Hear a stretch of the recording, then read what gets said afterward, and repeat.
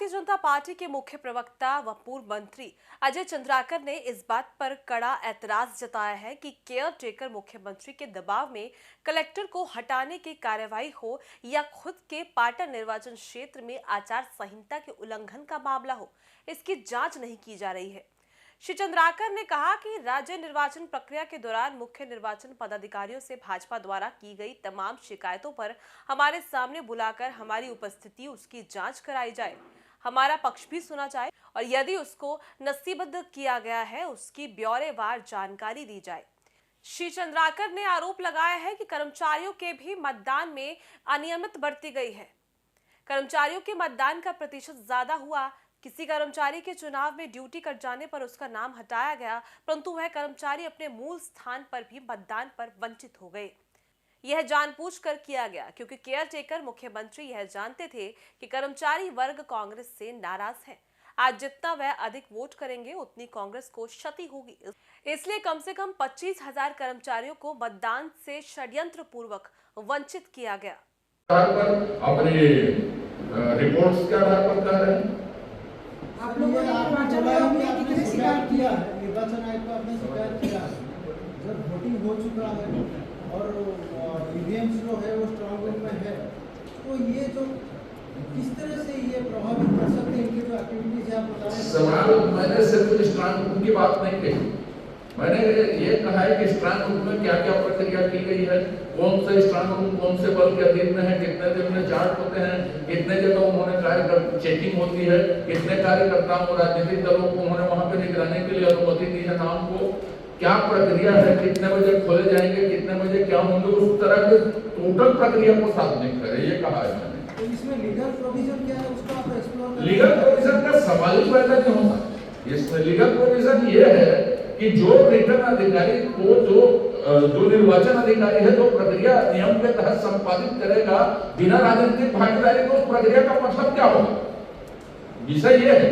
और जिसको हमको वंचित किया जा रहा है, मैंने पूछा, मेरे आरोप को मेरे जो इलेक्शन एजेंट है उन्होंने पूछा कि आप क्या करने जा रहे हैं इलेक्शन सीनियर सिटीजन और जो दिव्यांग है उसका मतदान के लिए, तब उन्होंने नाम और जगह बताई। तब हमने अपने बीएलओ को खबर किया कि यहाँ होगा, आप लोग देखिए करके, ये सब जगह उन्होंने नहीं बताया। मेरा कहने का मतलब ये है। आप लोगों ने कितने शिकायत की थी और कितने में कार्रवाई हुआ है निर्वाचन आयोग में? मैं तो नहीं जानता किसी में कार्रवाई हुई हो। एक ही में जब शुरुआत में उन्होंने 1-2 कलेक्टर और कुछ एसपी को हटाया, उसके बाद उससे गंभीर आरोप हुए। अब इससे गंभीर आरोप क्या होगा जिसकी जांच सार्वजनिक होनी चाहिए कि बीजापुर का कलेक्टर वो कांग्रेस के उम्मीदवार के साथ घूमता बैठता उठता फिरता चाय नाश्ता करता है, और मैंने जितनी शिकायतें की उस पर कोई कार्रवाई नहीं हुई है। उम्मीदवार कहा है बीजेपी के डीजीपी के खिलाफ कार्रवाई की मांग की, धमतरी जिले में हमने एसपी को हटाने की मांग की। अभी कुछ दिन पहले फिर हमारे प्रभारी चुनाव प्रभारी महोदय उनसे मिलकर विभिन्न विषयों पर बातचीत की। अभी 2 दिन पहले पाटन के उम्मीदवार ने श्री भूपेश बघेल जी ने गंभीर आरोप लगाया कि 16 तारीख को भी आदर्श आचार संहिता लगने के बाद मैंने मतदान के ऊपर 24 घंटे पहले और 22 घंटे पहले जो मतदान चुनाव प्रचार बंद हो जाता है, उस दौरान भी गाजे बाजे जुलूस झंडे के साथ मुख्यमंत्री जी ने चुनाव प्रचार किया, उसके डॉक्यूमेंट्स दिए। उसी तरह से हमारे बीजापुर के उम्मीदवार श्री महेश गारदा जी ने भी वहां के कलेक्टर के ऊपर गंभीर आरोप लगाए जो निर्वाचन अधिकारी हैं डिस्ट्रिक्ट के, लेकिन उच्च स्तरीय प्रतिनिधिमंडल मिला, हमने आरोप गंभीर लगाया। मेरे निर्वाचन क्षेत्र में बिना अनुमति की सफाई हुई, ये मंत्री श्री कवासी लक्ष्मण ने बिना अनुमति की सफाई ली, और पूरे प्रदेश में जहां जहां हमने शिकायतें की अधिकांश मामलों को उन्होंने लंबित दिखाया और लंबित दिखा के हमें बिना जानकारी दिए आखिर में उसको निरस्त मान लिया गया। कब जांच की गई, कैसे जांच की गई, हमारा पक्ष उन्होंने सुना ही नहीं, निरस्त कर दिया। यदि हमारे आपत्तियों पर, हमारी शिकायतों पर राज्य निर्वाचन आयोग कार्रवाई नहीं करेगा तो हम दिल्ली जाके भी इसकी शिकायत करेंगे भारत सरकार, भारत के मुख्य निर्वाचन आयुक्त से, और जो हमारी शिकायतें हैं उस पर कार्रवाई हो। दूसरी बात, मतदान चुनाव का जो अंतिम चरण है वो अभी बाकी है। कई जगहों में 400 से ऊपर बूथ है, कस्टोल है, कवर्धा है, ऐसी जगहों में 400 से ऊपर बूथ है, माने 20 राउंड से भी ऊपर मतगणना होगी। तो मतगणना के लिए उन्होंने क्या क्या इंतजाम किए हैं, किस तरह के इंतजाम किए हैं, ये भी सिर्फ हमसे काउंटिंग कड़क अभी कर सके नाम ले लिए गए, लेकिन व्यवस्थाओं के बारे में, स्ट्रांग रूम की सुरक्षा के बारे में, और जो बैलेट पेपर और जो दिव्यांग और जो सीनियर सिटीजन हैं उसके मतदान के सुरक्षा के बारे में कोई जानकारी राजनीतिक दलों में नहीं। राजनीतिक दलों को स्पष्टीकरण, सफाई, जब तो अमर्यादित था, सीएम के ऊपर कार्रवाई होनी थी, उसमें संवैधानिक संस्थाओं के खिलाफ टिप्पणी के मामले में। ये आप लोग जो शिकायत कर रहे हैं, आप कह रहे हैं कि उसमें कार्रवाई नहीं हो रही है, तो क्या कांग्रेस के दबाव में निर्वाचन आयोग काम कर रहे हैं?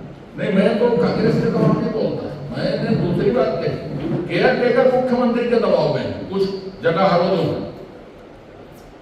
और डीआरओ दोनों, डिस्ट्रिक्ट रिटर्निंग अफसर भी और रिटर्निंग अफसर भी। और इसीलिए मैंने कहा कि 3 तारीख को सरकार को फिर इस बारे में हम देखेंगे कैसे कार्रवाई अगर नहीं हो रही है तो क्या जो है, मैंने कहा कि जरूरत पड़ने पर देखते हैं, सारे दस्तावेज हम दिल्ली भेज सकते हैं, वहां मिल सकता है हमारा डेलीगेशन, और या नहीं तो न्यायालय भी खुला है। ऐसा नहीं कि कार्रवाई क्यों नहीं कर रहा, तो इलेक्शन कमीशन कार्रवाई क्यों नहीं कर रहा? यदि सीओ नहीं, इलेक्शन कमीशन सब चीज की कॉपी गई है। इलेक्शन कमीशन में जो छत्तीसगढ़ नेक्स्ट देखता है, जो शिकायतें देखता है, उससे भी हम बात करेंगे। हम सीधे ये क्यों कहेंगे यहाँ काम नहीं कर रहे हैं, हम उनको जब ये लगेगा कि यहाँ बिल्कुल नहीं हो रहा है तब हम उनसे लेंगे, और यानी को न्यायिक रूप भी करेंगे। हमारे पास पूरे पुष्ट प्रमाण है। मैं ये कहूंगा कि जो मुख्यमंत्री है वो एक केयर टेकर मुख्यमंत्री, और केयर टेकर मुख्यमंत्री के दबाव में, चाहे वो कलेक्टर को हटाने की कार्रवाई हो, चाहे खुद उसके निर्वाचन क्षेत्र में उल्लंघन का मामला हो, इसकी जांच नहीं की जा रही है। और हम ये चाहते हैं राज्य निर्वाचन मुख्य निर्वाचन पदाधिकारी से कि हमारी जितनी शिकायतें हैं हमारे सामने बुलाकर हमारी उपस्थिति में उसकी जांच कराई जाए, हमारे पक्ष भी सुने जाए, और यदि उसको नस्तीबद्ध किया गया है तो उसको कारण बताए, सार्वजनिक बताए। जैसे उन्होंने मुख्यमंत्री जी के आपत्ति पर सार्वजनिक बयान दिया वीवीपीएट के कार्यप्रणाली के बारे में, ई वोटिंग मशीन के कार्यप्रणाली के बारे में, वैसे ही प्रत्येक प्रक्रियाओं के, प्रत्येक चरण की प्रक्रियाओं में जो जो कदम उन्होंने सुरक्षात्मक उपाय किए गए हैं, हमारी शंकाएं जो हैं उस पर सार्वजनिक कथन उनके द्वारा किया जाना चाहिए, ताकि निष्पक्ष निर्वाचन के प्रति और निर्वाचन आयोग जैसी संवैधानिक संस्था के प्रति आम जनता का, राजनीतिक दलों का, सबका विश्वास सुदृढ़ हो सके। अभी तो ये लग रहा है कि केयर टेकर मुख्यमंत्री के दबाव में जो स्थानीय प्रशासन के लोग हैं, जो जिम्मेदार लोग हैं, कलेक्टर्स हैं या एसपी हैं, जहां पे शिकायतें हुई वहां पे जानबूझ के कार्रवाई नहीं कर रहे हैं, और ऐसे अधिकारी जो जानबूझ के कार्रवाई नहीं कर रहे हैं, याद रखें कि लोकतंत्र में सरकारें स्थायी नहीं होती, और मेरा जो कथन है वो 3 तारीख को साबित हो जाएगा कि भाजपा की नई सरकार शपथ लेगी। और इसलिए निर्वाचन आयोग से हमारा आग्रह है कि जहां जहां हमारी शिकायतें हैं वहां वहां पर कार्रवाई सुनिश्चित करें। धन्यवाद। बताइए। ये आप कह रहे हैं कि 3 तारीख को ये स्पष्ट होगा कि भाजपा की सरकार बन रही है, कितनी सीटें? तो अभी जो चुनाव संपादित हुआ, चुनाव की शुरुआत में ही प्रदेश के मुख्यमंत्री श्री भूपेश बघेल जी ने चुनाव आयोग के ऊपर एक अमर्यादित टिप्पणी की। ई वोटिंग मशीन और वीवीपैट पर आशंका जाहिर की, और उसके बाद निर्वाचन आयोग छत्तीसगढ़ का एक लंबा चौड़ा स्पष्टीकरण देते हुए बयान आ गया कि ऐसी ऐसी हमारी कार्य पद्धति और इस तरह से कार्य करते हैं और इसमें गड़बड़ होने की कोई आशंका नहीं है। भारतीय जनता पार्टी के उच्च स्तरीय प्रतिनिधिमंडल एक बार नहीं अनेकों बार राज्य निर्वाचन आयोग से संपर्क किया और जिसमें कई गंभीर शिकायतें थी। बुजुर्ग मतदाताओं को वोट डालना या विकलांग मतदाताओं को, दिव्यांग मतदाताओं को वोट डालना है, पर जो आरोप है संबंधित क्षेत्रों के, उन्होंने राजनीतिक दल के बीएलओ को या उनको खबर नहीं की। जहां पर लोग जागरूक थे उन्होंने माना कि भाई इसकी प्रक्रिया क्या है, तभी उनको जानकारी मिल पाई। कर्मचारियों के भी मतदान में यही बातें हुई कि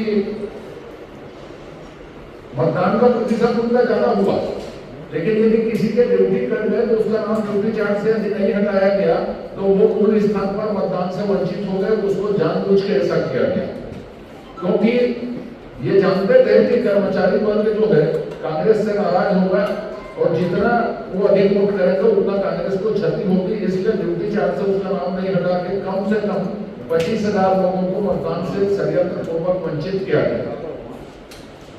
उसके बाद उनकी सुरक्षा का जो मामला, मैं फिर इस बात को दोहराता हूं कि जहां पर लोग सतर्क थे, राजनीतिक पार्टियां या हम लोग सतर्क थे, वहां पर तो हमको सूचना मिल गई, पर पूरे प्रदेश से ये शिकायत आ रही है कि इनको स्ट्रांग रूम में रखने की, इनको सुरक्षित रखने की जो प्रक्रिया है